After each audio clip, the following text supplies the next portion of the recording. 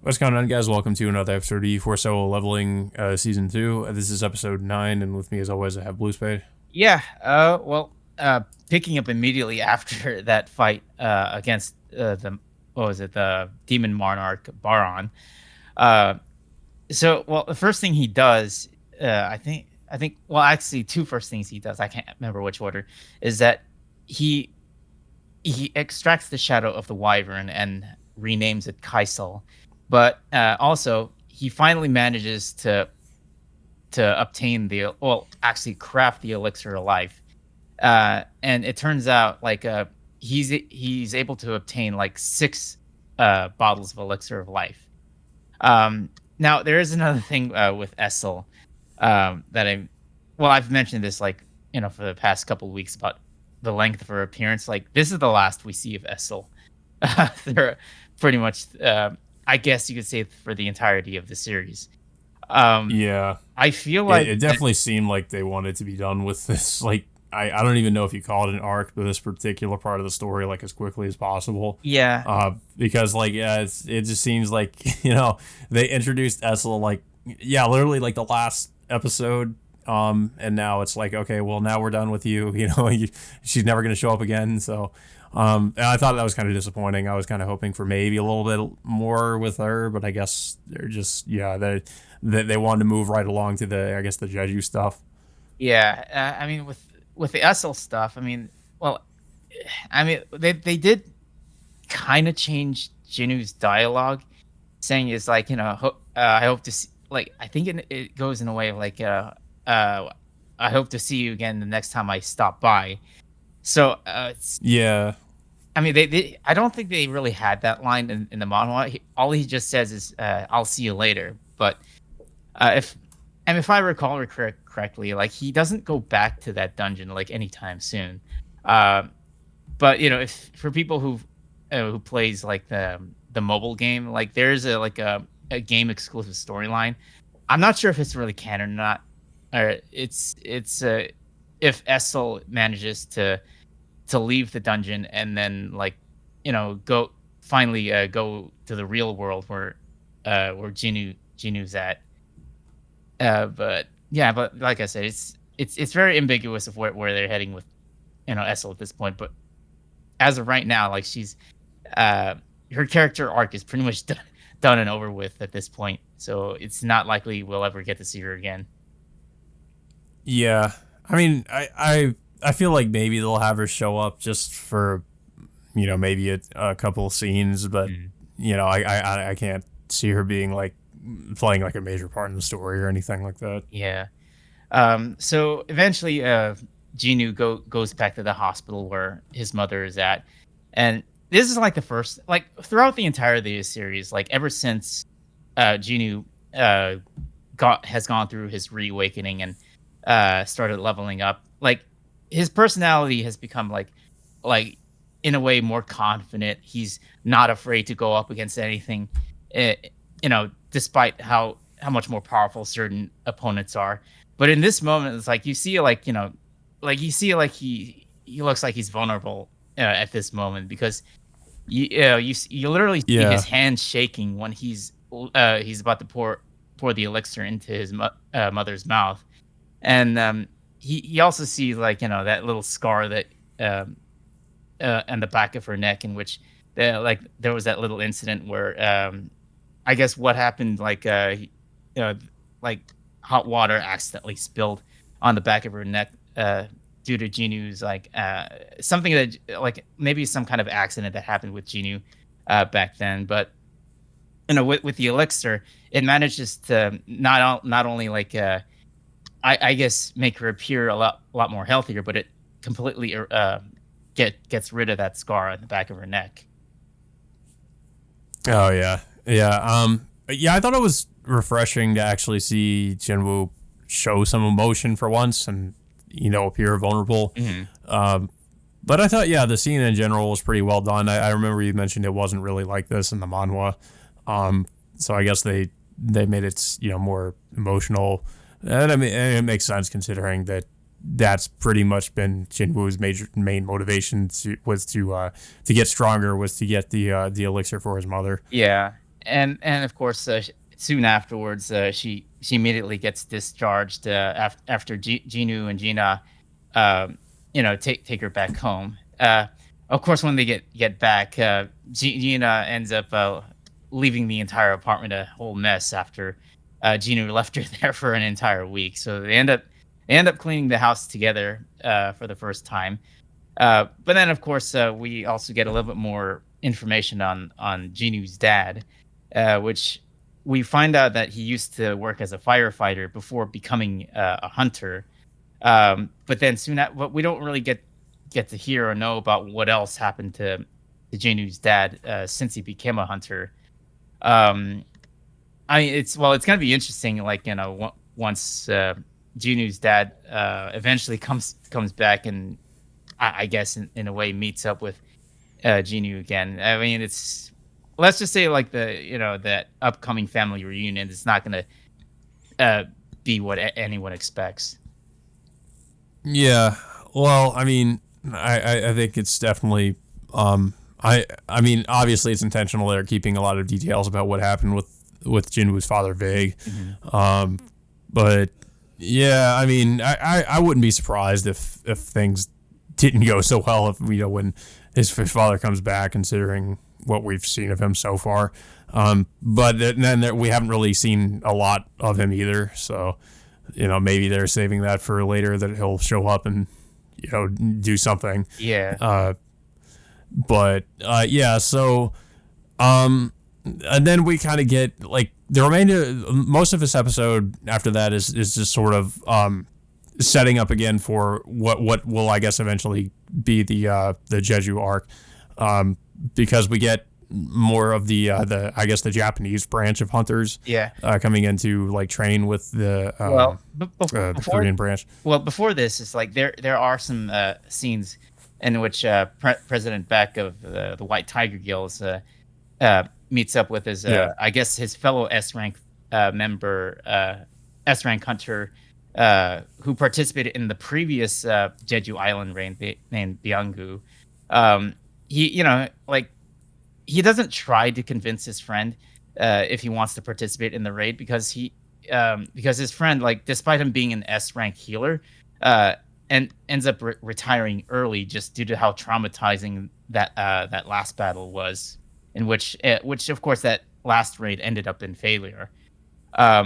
So and of course, but eventually we do get to see this character again later on in the episode, basically just thinking about whether or not he should really participate in this upcoming raid, because initially he said he doesn't want to participate, but it seems like he's having second thoughts on whether or not he wants to take part in that battle again.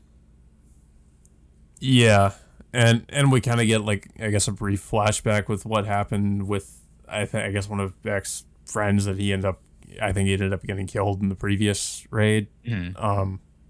But yeah, and then, like, I don't know if we mentioned it, but yeah, Thomas Andre, like you mentioned in the previous episode that he was supposed to show up Yeah. at some point in that arc that they kind of rushed through. Yeah. But he does, like, show up very briefly in this episode. Yeah, Um, I was a little bit disappointed on the way they presented Thomas Andre in this manner.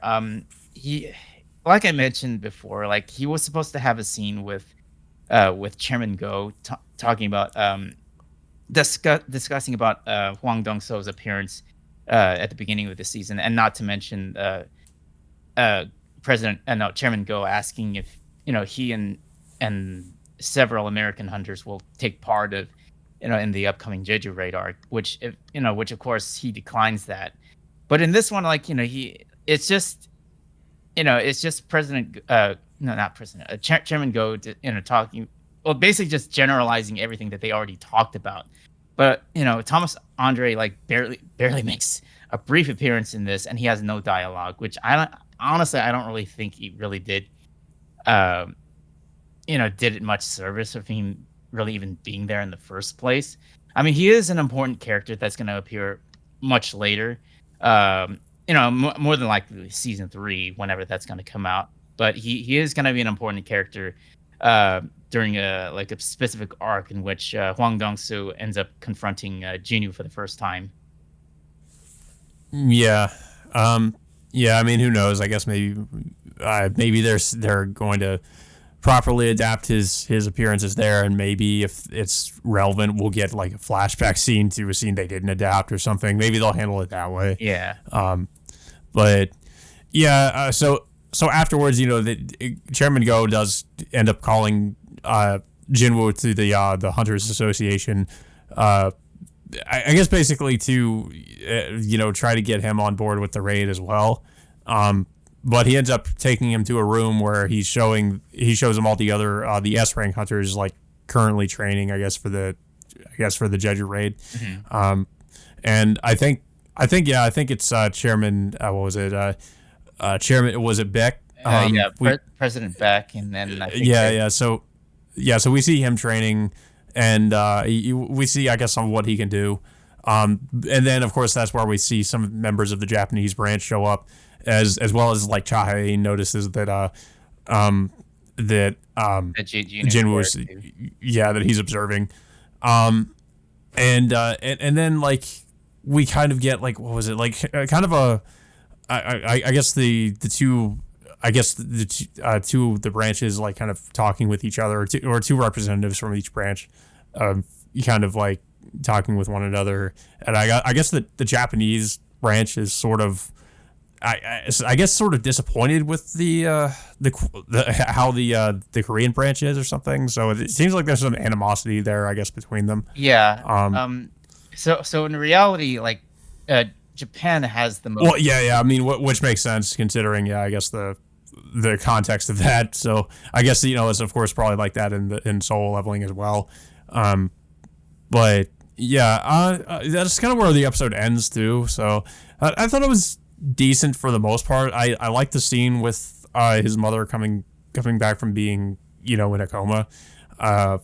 And I mean, it's interesting that they're kind of they're setting up the Jeju arc. Obviously they're probably going to do, that's going to be the arc they're going to focus on for the rest of the season. But yeah, I mean, I think definitely the highlight was, his mother finally coming back, considering that's been his like motivation from season 1 to, how it is now. Mm-hmm. So I guess now that his mother is awake again, he can kind of focus on other things. But yeah, aside from that, like I was a little bit disappointed, I guess, that they sort of, it seems like they rushed through the I guess the demon the demon gate arc is, and then and then like they introduced Essel, and like she was only like really around for not even 2 episodes. Like she was there in the last episode, and then I mean it really sucks because because of how they rushed through that arc.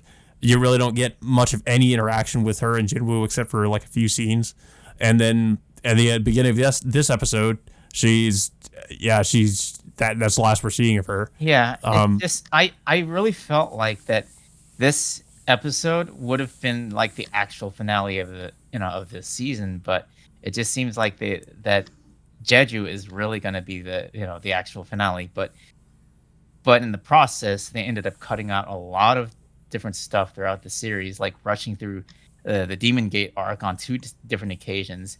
They cut out the introduction of Jinho's cousin, who plays an important role in establishing like the new guild that Jinho's creating with Jinwoo. And then of course they completely cut what was it, Thomas Andre's actual appearance, in which he was supposed to have that conversation with Chairman Go. But they just only relegated him to just having just a non-speaking appearance in this one episode by just generalizing what they discussed. So that's yeah. I can see why some I guess the manhwa fans would be disappointed with how they've handled this particular arc. Mm-hmm. I mean, I guess it's they're focusing so much on Jeju. Maybe they'll put a lot more effort into adapting the Jeju arc. Yeah, I mean, the Jeju arc is one of their best story arcs in the manhwa before the storyline completely kicks in the high gear with the the system being involved pretty much in the forefront. But yeah, the story is getting a little bit more interesting with with them starting to get into Jeju a little bit more, and them introducing all the Japanese S rank hunters into the mix. Yeah, I agree. But yeah, I don't really have much else to say about the episode. I don't know if you have anything else to say about it. Yeah. Despite my my disappointment with certain things that they've done so far this season, I mean, I really wish that they didn't have to rush this much. Um, but it's just like the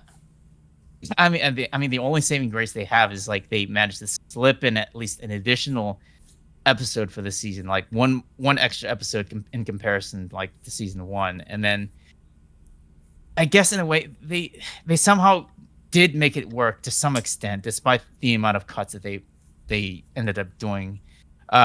Some changes were positive here and there, but I really wish that they didn't have to cut so much to get where we are right now.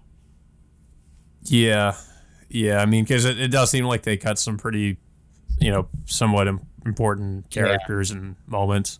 I mean, not just like character moments, but there's also like world building stuff. Yeah. Well, because there's a lot of material that in which Genu gets to know how to utilize his his shadows a little bit more effectively. How like he gets to know about like Egress a bit more, Iron Tank, what was it, Tusk as well. But they just completely cut that out completely. I mean, I would have. I mean, like eventually, like those shadows will eventually start talking, and eventually they'll have like some character moments as well. But it's just like, well, they're not at that stage yet. But I feel like like it's a missed opportunity not for them not to showcase like any real like interaction with Genu with his shadows. Yeah, I'm not really sure why they would cut that either, especially considering it seems like, at least in the anime, like Jinwoo was pretty familiar with all of his shadows. Like it seems like those scenes have actually happened, but we just didn't get to see it. Yeah, it's just like that. It's just like the shadows like just feel like they're not as utilized as much as I would really like for them to be. I mean, they're still important characters too, with important backgrounds and like what, and they're like their motivations and wanting to help Genu in their own way, but it just feel like they just chose not to do it for this season. Yeah. Yeah, but yeah, that being said, guys, until next time, we will see you all later.